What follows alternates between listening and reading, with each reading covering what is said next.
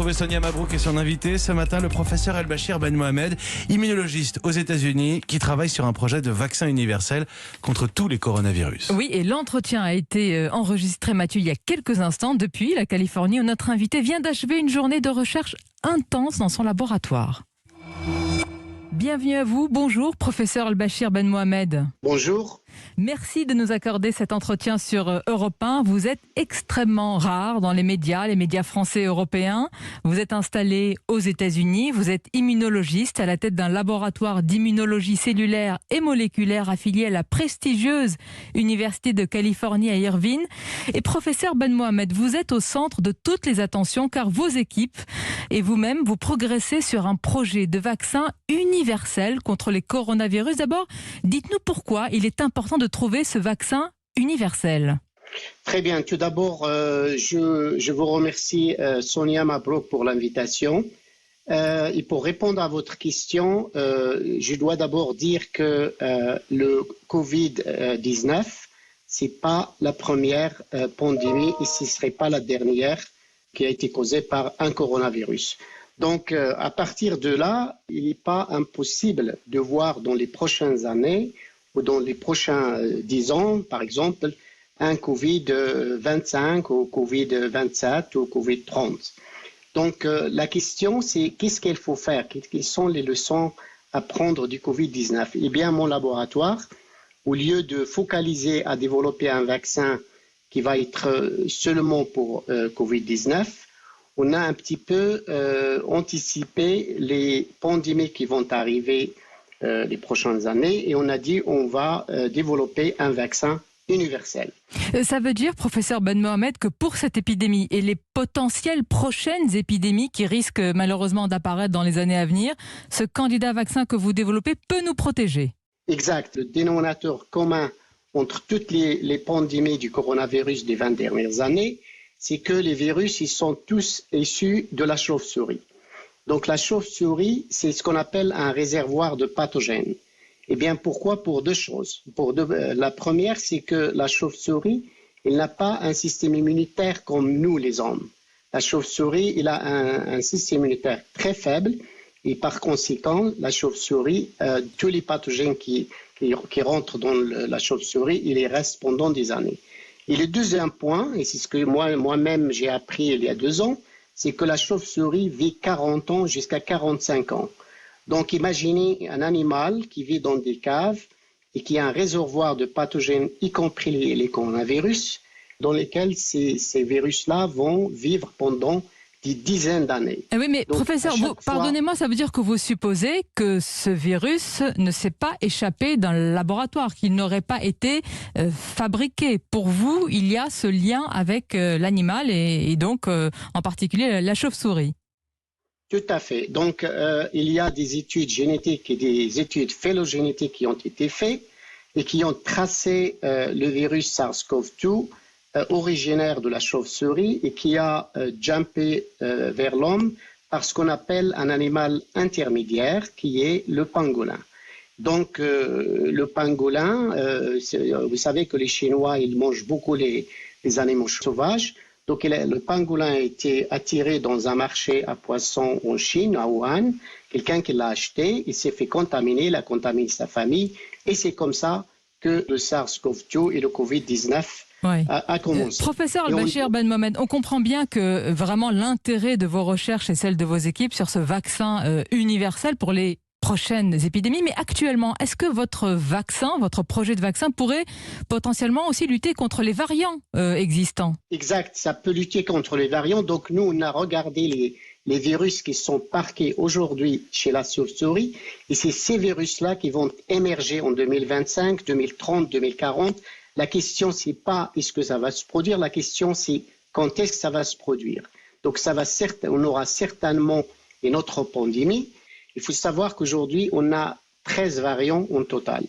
Donc, le vaccin qu'on est en train de développer, c'est un vaccin qui n'est pas seulement focalisé sur la protéine Spike qu'on connaît aujourd'hui, parce que le vaccin AstraZeneca, le vaccin Johnson & Johnson, Pfizer et Moderna, tous ces vaccins-là, ils sont à base d'une seule protéine, c'est la spike protein.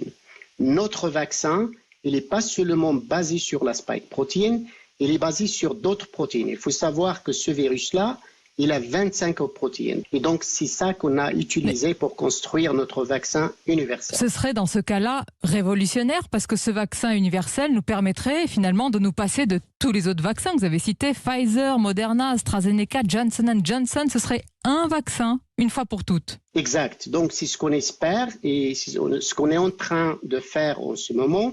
Ce projet-là, c'était le premier projet aux États-Unis qui a été financé par le gouvernement américain. On a reçu presque 4 millions de dollars de financement. Ce qu'on est en train de faire aujourd'hui, c'est ce qu'on appelle les essais précliniques, c'est-à-dire on a 15 vaccins candidats qu'on est en train de tester chez la souris. Donc on immunise la souris, puis on expose la souris à des variants de coronavirus et on regarde lequel de ces 15 vaccins va protéger contre tous ces variants. Et donc, on va prendre le meilleur vaccin et c'est ce vaccin-là qui va passer aux essais cliniques, espérant fin de l'année 2021 ou au plus tard début 2022. On a bien entendu, parce qu'on est très attentif à ce que vous dites, professeur Al-Bachir Ben Mohamed, fin 2021. Là, nous sommes dans un horizon à court terme, bien sûr. C'est bientôt. Oui, pour la simple raison, c'est que je considère l'année 2020, c'est l'année révolutionnaire des vaccins. Grâce à l'avance sur les ARN messagers, c'est possible maintenant de développer des vaccins dans 6 mois, 10 mois. Et c'est ce qui s'est passé avec le vaccin Pfizer et Moderna. Et on sait tous le résultat.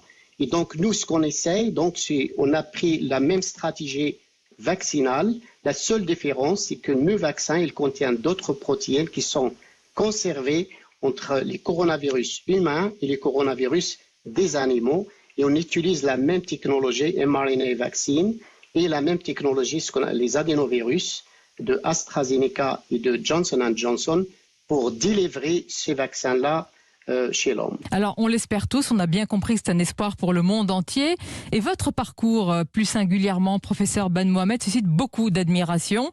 Vous êtes né au Maroc et à force de persévérance, vous vous êtes imposé dans ce monde de la recherche internationale. Vous travaillez aujourd'hui et vous vivez aux États-Unis. Alors au Maroc, professeur Ben Mohamed, on dit que vous êtes marocain et il y a beaucoup de fierté. Et aux États-Unis, on préfère vous présenter comme un Américain, un scientifique américain. Ça vous fait sourire ? Ça, c'est les médias marocains qui disent ça, qui disent un Marocain qui vit à l'étranger.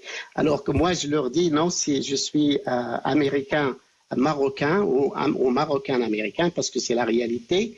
Moi, je suis éduqué en France. J'ai mon doctorat à l'Institut Pasteur de Paris. Je dois beaucoup à la France et c'est grâce à la France que je suis là aux États-Unis. Évidemment, si j'ai quitté la France, c'est parce que j'ai pas l'opportunité que j'ai aujourd'hui aux États-Unis.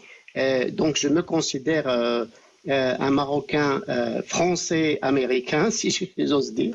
Et j'espère que le vaccin qu'on est en train de développer va aider le monde et surtout prévenir les pandémies des années à venir. Bien sûr, vous êtes aussi un peu français, comme vous l'avez dit, professeur Ben Mohamed. Vous avez passé quand même de nombreuses années à l'Institut Pasteur de Paris. La France, on l'a entendu à travers ce que vous venez de dire, forme d'excellents chercheurs, mais ils ne restent pas en France. Pourquoi, de votre point de vue ? Eh bien, ça c'est vrai, c'est malheureux, parce qu'on constate par exemple aujourd'hui le manque d'un vaccin purement 100% français. Malgré que c'est la France quand même qui a découvert les vaccins. Le vaccin, l'Institut Pasteur, c'est le berceau des vaccins. C'est là que le vaccin a été découvert. Et il est quand même malheureux de voir qu'on n'a pas un vaccin 100% français et que aujourd'hui, on est en train de solliciter d'autres pays pour délivrer les vaccins en France. Et je vois aussi qu'il y a quand même une réticence. Les gens qui se font vacciner en France, ils sont quand même, il n'y en a pas beaucoup. Il faut savoir qu'aux États-Unis, ils vaccinent 1,5 million de personnes par jour. Par jour ? Alors on fait que le calcul, par jour, 1,5 million de personnes vaccinées par jour. Moi, je me suis vacciné il y a 2 mois déjà Et donc, peut-être vers le mois de septembre, on va arriver à ce qu'on appelle herd immunity. Oui, la fameuse collective. immunité. Mais votre point de vue est très intéressant pour nous, professeur Ben Mohamed, parce que vous connaissez la France. Qu'est-ce qui nous manque alors? Il y a une frilosité, ou il y a eu en tout cas une frilosité par rapport au vaccin. Nous n'avons pas trouvé notre propre vaccin tricolore. Qu'est-ce qui nous manque selon vous? Qu'est-ce qui se manque à ce pays qui a beaucoup quand même de talent et d'atouts? Je pense que la France a du talent. D'ailleurs, je tiens à saluer les gens qui m'ont formé à l'Institut Pasteur. C'est grâce à eux que je suis là. Je pense qu'il y a une fuite de cerveau vers l'étranger. C'est malheureux de voir.